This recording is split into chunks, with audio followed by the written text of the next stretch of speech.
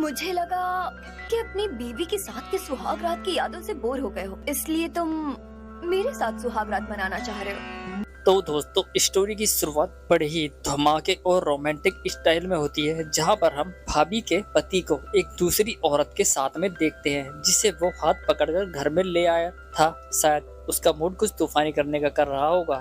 यहाँ पर भाभी नरेंद्र से पूछती है, लगता है आपका आपकी होने वाली पत्नी से मन भर गया है, जो मेरे साथ सुहागरात बनाने की सोच रहे हो। तब विनोद बोलता है, अरे ऐसी बात नहीं है, वो क्या है कि उर्मिला तो मेरी नकली पत्नी है, जबकि असली पत्नी तो तुम ही हो मेरी। फिर क्या था। विनोद टाइम वेस्ट ना करते हुए भाभी के साथ रोमांटिक कार्यक्रम में लग जाता है और खूब रोमांस करता है। यहाँ पर हमें दोनों को पलंग तोड़ते हुए दिखाया गया है। जो सुख आज तक विनोद को उर्मिला से नहीं मिला था, वो सुख आज उसकी गर्लफ्रेंड ने दे दिया था। यहाँ पर दोनों एक दूसरे का पानी निकाल देते हैं। आधी मूवी तो इनके सीन में ही निकल जाती है, बाकी बचे कुछ ही शायद उर्मिला के कार्यक्रम दिखाने में निकल जाएगी। अब रात में श्रद्धा चिल्लाते हुए घर से बाहर आती है। जोर जोर से वो उर्मिला उर्मिला चिल्लाने लगती है। जब उर्मिला दरवाजा खोल कर देखती है तो वहाँ पर श्रद्धा होती है। वो बोलती है, क्या हुआ श्रद्धा, क्यों चिल्ला रही हो? तब श्रद्धा बोलती है, भाभी क्या है कि घर में पापा भी नहीं है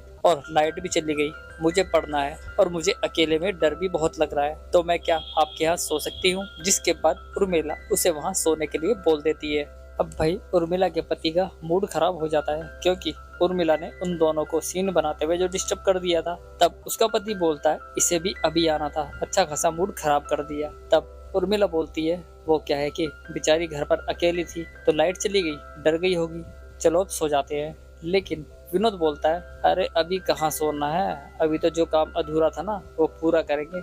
जिसके बाद टाइम ना बेकार करते हुए विनोद उर्मिला के साथ रोमांटिक कार्यक्रम में लग जाता है और रोमांस करने लगता है। तो दूसरी तरफ श्रद्धा उनके गेट के बाहर आकर खड़ी हो जाती है और वो उनके कार्यक्रम की आवाजों को सुनकर अपने आप को रोमांचित करने लगती है और अपनी गुफा से पानी भी निकालने लगती है। एक तरफ तो विनोद उर्मिला की गुफा की खुदाई करने लगता है, तो दूसरी तरफ श्रद्धा खुद ही अपनी गुफा को खोदने लगती है और पानी निकालने लगती है। अब उनका कार्यक्रम चल ही रहा था कि उर्मिला फिर से अपना खुरापात दिमाग चलाती है, क्योंकि उस पे अब रहा नहीं जा रहा था, इसलिए वो जोर जोर से बचाओ बचाओ चिल्लाने लगती है और बोलती है, यहाँ से जाओ, यहाँ से जाओ। मतलब उनके रंग में खलल डालने पर तुली हुई थी। वो अपना कार्यक्रम बना ही रहे थे कि उन्हें अपना कार्यक्रम बीच में ही रोकना पड़ता है। जिसके बाद तुरंत भाभी और विनोद दरवाजा ओपन करके सीधा श्रद्धा के पास जाते हैं। श्रद्धा बोलती है, भाभी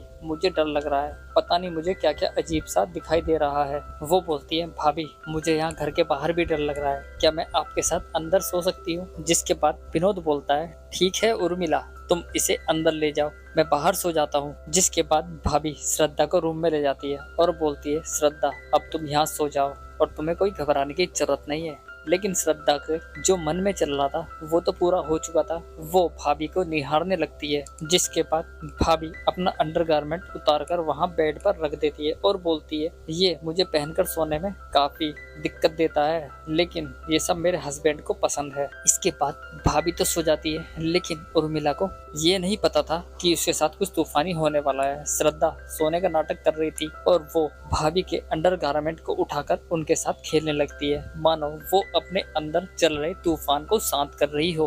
अब नेक्स्ट डे श्रद्धा तार से कपड़े उतार रही थी कि तभी उसका पैर स्लिप हो जाता है। तभी वहाँ पर विनोद पहुँच जाता है और उसे गिरने से बचा लेता है। दोनों की आंखें लड़ जाती हैं, मतलब उनके बीच कुछ होता, लेकिन श्रद्धा और गिरने से बचा लेता है।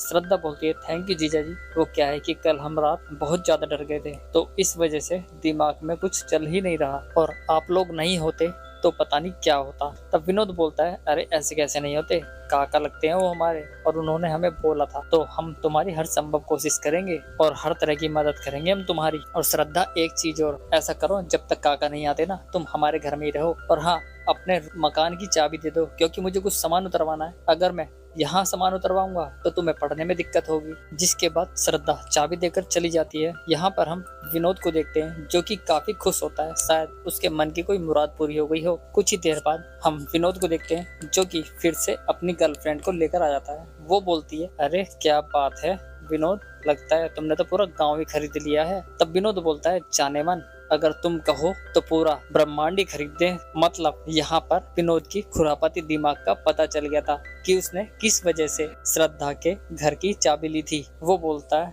चलो शुरू करते हैं, और वो कार्यक्रम करने लगता है। तब भाभी बोलती है, अरे विनोद, हम कब तक किसी के लॉन, होटल या किसी के घर में मिलेंगे? हम कब अपने घर में ये सब अपने बिस्तर पर करेंगे? तब विनोद बोलता है, करेंगे जान, क्यों टेंशन लेती हो? जिसके बाद बिना देरी किए ही दोनों रोमांटिक कार्यक्रम में लग जाते हैं। चुम्मा चाटी से शुरू हुई कहानी हमारी पलंग तोड़ने के साथ ही खत्म हो जाती है। तो मिलते हैं नेक्स्ट वीडियो में, तब तक के लिए धन्यवाद।